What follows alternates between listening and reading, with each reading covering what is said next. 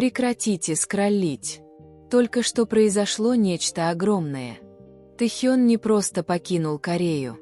Он сбежал. И причина, по которой HYBE работает сверхурочно, чтобы похоронить это, сейчас перед вами. То, что вы услышите, никогда раньше не раскрывалось. И как только вы узнаете правду, все о внезапном исчезновении Тэхёна наконец обретет смысл. Приготовьтесь. Это меняет все. В ночь, когда Тэхён улетел из Кореи, Сеул казался необычайно тихим. Ни папарацци в аэропорту, ни фанатов, кричащих его имя, ни официального заявления от HYBE. Просто тишина. Но тишина была именно тем, что делало всю ситуацию подозрительной. У Тэхёна не было запланировано никаких зарубежных графиков. Он не снимался, не записывался, не посещал мероприятий. Ничего. Тем не менее, в 2 часа 47 минут ночи черный фургон без опознавательных знаков выскользнул с частной парковки HYBE, направляясь прямо к ограниченному входу в аэропорту Инчхон. Лишь немногие знали об этом входе, и еще меньшему числу разрешалось им пользоваться. Внутри фургона сидел Тэхён. Но он не улыбался. Он не разговаривал. Он даже не смотрел в окно. Он смотрел на свой телефон с выражением, которое можно было описать только как смесь страха и срочности. Произошло что-то серьезное.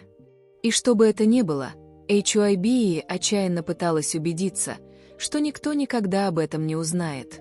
Когда Тэхён прибыл в аэропорт, он не воспользовался обычным VIP-залом. Вместо этого его провели по частному коридору, обычно предназначенному для дипломатов и высокопоставленных чиновников. Камеры были выключены. Сотрудники были вынуждены подписать соглашение о неразглашении. Даже манифест полета был изменен, чтобы скрыть его имя. HYBE хотела, чтобы этот рейс исчез, стал невидимым, стертым. Но было одно, чего они не ожидали. Кто-то его видел. Молодая, нервная и шокированная сотрудница не могла поверить, кто бесшумно проходил мимо нее. Ким Тэфэн. Что он здесь делает в этот час? Она не сделала фото. Она не спросила. Она просто наблюдала, как через несколько минут он в одиночестве сел в самолет. Самолет взлетел. Пункт назначения неизвестен. Но теперь мы знаем, что это был не отпуск. Это был не частный график, и уж точно не было запланировано HYBE. Тэхён не уезжал. Он бежал. Бежал от чего-то или кого-то достаточно влиятельного, чтобы даже HYBE не могла публично это признать. И все же, пока мир спал, Чингук бодрствовал. Он знал. Он знал время вылета Тэхёна. Он знал, почему тот уехал. И он знал, что именно HYBE пыталась скрыть. Потому что Чингук получил сообщение от Тэхёна всего за несколько минут до взлета. Сообщение, которое HYBE надеется, никогда не увидит свет. Сообщение, которое меняет все. Чингук не должен был бодрствовать в этот час. Он закончил свой график раньше, принял душ и попытался заснуть, но что-то было не так. Странная тяжесть в груди, словно инстинкт предупреждал его, что что-то неладно. Он не в первый раз так чувствовал. Каждый раз, когда Тэхён слишком долго молчал, Чингук всегда это ощущал. И вот, в 2 часа 51 минута ночи, его телефон загорелся. Не звонком, не голосовым сообщением, а одним коротким сообщением. «Кук, я должен уйти. Не спрашивай, почему. Если кто-то спросит, ты ничего не знаешь». Чингук замер. Тэхён никогда не писал ему так. Ни шуток, ни эмодзи, ни объяснений. Только холодная срочность и страх. Руки Чингука дрожали, когда он напечатал в ответ: «Хён, что случилось? Где ты?» Ответа не последовало. Он позвонил. Тишина. Позвонил снова. Ничего. К 3-му звонку Чингук уже с трудом дышал. Он натянул толстовку, схватил маску и выбежал из квартиры. Ему было все равно, если диспетчер накричит на него. Ему было все равно, если его менеджер проснется в ярости. Тэхён покидал Корею, и что-то подсказывало Чингуку, что у него есть всего несколько минут, пока не стало слишком поздно. Когда Чингук прибыл в HYBE, охрана попыталась его остановить. «Чингук-си, никому нельзя внутрь прямо сейчас». Но Чингук не слушал. Он оттолкнул их, ворвавшись в пустое лобби с паникой в глазах. Здание ночью казалось жутковатым, тихим, тусклым и странно напряженным. Что-то было не так. Затем он увидел это. Панель лифта для подземного паркинга была заблокирована, ограничена, доступна только с пропуском исполнительного директора. Кто-то высокопоставленный только что покинул здание. Кто-то с полномочиями. Его сердце упало. Тэхён не просто уезжал, его перемещали. Чингук подбежал к стойке охраны. «Проверьте камеры», — потребовал он дрожащим голосом. Охранник замялся. «Мне не разрешено». Чингук ударил рукой по прилавку. «Проверьте камеры». Охранник сглотнул и вывел кадры. И вот оно. Черный фургон. Тэхён внутри, опустив голову. И ни персонала, ни стилистов. Только двое незнакомых мужчин на передних сиденьях и один проблесковый значок исполнительного директора на приборной панели. Челюсть Чингука сжалась, кулаки сжались. Это было ненормально. Это был не график. Это не было санкционировано участниками. Это было что-то, что HYBE хотела скрыть. Кадры мерцали, затем внезапно прервались. Глаза Чингука расширились. Охранник запаниковал. «Я этого не делал». Чингук точно знал, что это значит. Кто-то еще следил за камерами. Кто-то не хотел, чтобы Чингук увидел больше. Кто-то внутри HYBE отключил запись. Осознание ударило его, как кулак. HYBE не просто отпустила Тэхёна. HYBE увезла его куда-то. И что еще хуже, они не хотели, чтобы Чингук вмешивался. Тяжело дыша, Чингук прошептал себе: «Хён, что они с тобой сделали?» Но правда была еще мрачнее, чем Чингук мог себе представить. Потому что пока Чингук боролся, чтобы добраться до Тэхёна, HYBE уже готовила заявление, ложь, объяснение, чтобы все скрыть, прежде чем мир заметит недостающую часть головоломки. И это заявление вызовет спор, который изменит все. Пока Чингук лихорадочно искал ответы в тускло освещенном здании HYBE, на несколько этажей выше него разворачивалась другая сцена. Та, о которой он не должен был знать. Внутри звуконепроницаемого конференц-зала топ-менеджеры HYBE собрались вокруг овального стола. Их лица были напряжены, глаза прикованы к документам перед ними.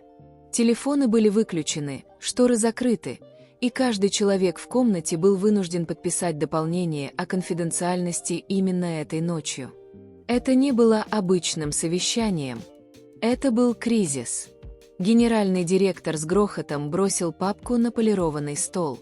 «Мы не можем позволить публике узнать, что ты покинул страну вот так. Если это просочится, все развалится». Последовала тишина, достаточно тяжелая, чтобы раздавить воздух. Другой руководитель тихо заговорил. Его голос дрожал. «Чингук знает». Все замерли. Генеральный директор стиснул челюсти. Он получил сообщение. Но мы можем справиться с ним. Он не будет действовать без разрешения. Они ошибались. В тот самый момент Чингук уже нарушал все правила, чтобы найти Тэхёна. Но HYBE еще не знала этого. Вместо этого генеральный директор продолжил. «Наш приоритет – предотвратить спекуляции. Завтра первым делом мы выпускаем заявление. Что-то простое, расплывчатое. Может быть, скажем, что Тэхён по частному графику. Другой руководитель покачала головой. Фанаты не поверят. У него нет графика за границей, а вылет в 3 часа ночи. Это уже выглядит подозрительно. Генеральный директор сердито посмотрел на нее. «У вас есть идея получше?» Она сглотнула. «Мы скажем, что это сюрприз-проект, коллаборация, что угодно, что звучит захватывающе, но дает нам время». Генеральный директор резко выдохнул, расстроенный, но обдумывая это. Но затем пожилой член совета директоров наклонился вперед. Его голос был тише, чем у других, холоднее, почти расчетливым. Мы фокусируемся не на том. Настоящая проблема – это не публика. Он постучал пальцем по столу. Проблема – это участники. Чингук. Комната напряглась. Нам нужно изолировать его. Если он поднимет шум, он разрушит всю нашу операцию. Мы должны заставить его молчать. Другой исполнительный директор на дальнем конце стола задал вопрос, которого все избегали. Мы можем контролировать Чингука. Старший член правления ответил, мы будем следить за его общением. Мы можем сказать, что Тэхён записал что-то. Что угодно, лишь бы это удержало его подальше от аэропорта и заставило поверить, что Тэ в безопасности. Пока хаос набирал обороты, Тэхён понятия не имел о заявлении HYBE, но он знал, что кто-то следит за ним. В закулисной зоне Тиртир он получил скриншот от Чингука, где в отражении зеркала был виден силуэт шпиона. Чингук. Это не было случайностью. Тэхён, ты думаешь, они это спланировали? Чингук. Я не думаю, Тэ. Я знаю. Тут к Тэхёну подошел нервный сотрудник и протянул белый конверт с рукописной строкой. Ты не должен был видеть этот клип. Внутри Тэхён нашел маленькую черную USB-флешку. Что на этом диске? И почему мне его отдали? Чингук, по телефону Тэ. Не открывай ничего один. Оставайся на связи. Тэхён направился в тихую медиакомнату. «Тэ», — сказал Чингук, как только Тэхён включил громкую связь. «Не трогай ничего. Они хотят, чтобы ты открыл этот диск». «А я хочу знать, почему», — ответил Тэхён. Он подключил USB. Появилась папка с временной меткой. Не игнорировать 19 часов 14 минут п.м. Время было 19 часов 15 минут. Кто-то знал, когда он найдет диск. Тэхён нажал «Воспроизведение». После статики кадр стабилизировался, показывая пустое помещение Тиртир за несколько часов до мероприятия. Затем в кадр вошла фигура. Банша. Чингук задохнулся. «Не может быть!» Бан Шихёк стоял у зеркала, и его голос был отчетливо слышен. Убедитесь, что клип выглядит так, будто Тэхён злится, и прикрепите имя Чингука. Фанаты клюнут на наживку. Тэхён почувствовал, как кровь отхлынула от его лица. «Сэр, если это распространится, это может навредить им обоим», — сказал голос сотрудника. Бан Шихёк резко оборвал его. «Именно. Потому что мир наблюдает за ними. И потому что хаос прибылен». Видео оборвалось. «Тэ, нас используют», — прохрипел Чингук. Тэхён понял, это не случайность, это не ошибка персонала. Кто-то на самом верху дергал за ниточки. «Мы в опасности», — прошептал Тэхён. «Выходи из этой комнаты прямо сейчас», — приказал Чингук. Тэхён оттолкнул стул, но экран ноутбука мерцает. Появилось новое сообщение. «Ты не должен был это видеть. Теперь у тебя есть выбор». Затем появилась следующая строка. «Молчи, или следующий слив уничтожит вас обоих». Тэхён застыл. Это была не просто диверсия. Это было предупреждение, угроза, ловушка. И это было только начало.